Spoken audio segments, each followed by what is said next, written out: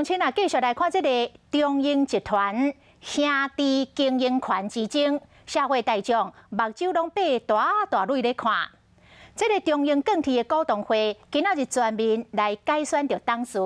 这届这个改选对兄哥甲小弟两边拢真重要，因为中英更替是中英航空的第4大股东，所以这届这个改选假赢。假伫个明年中英航空的改选就较赢面。改选的结果，兄哥这派所提名的董事的候选人，摕下过半4席来镇压，守住经营权。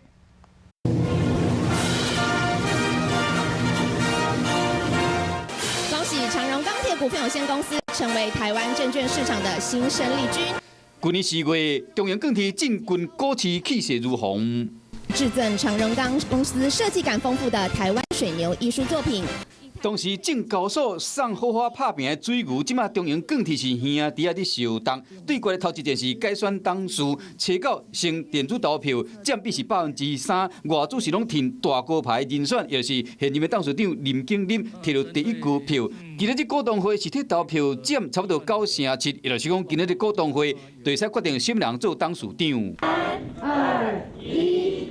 4兄弟啊，拢是分梯不成钢，因为中英更替是中英航空第4大的股东，会使摕到中英更替明年中英航空的改选有这个把握。中英更替的董事改选被外界当作是前哨战，董事会改选的结果，大哥派胜出，7席的董事摕到4席，小弟派摕到3席。当年因老爸张英发创办的道德月刊，希望讲兄弟会使相亲相爱。想不到为了争取经营权，秘书是伫收达兼收台。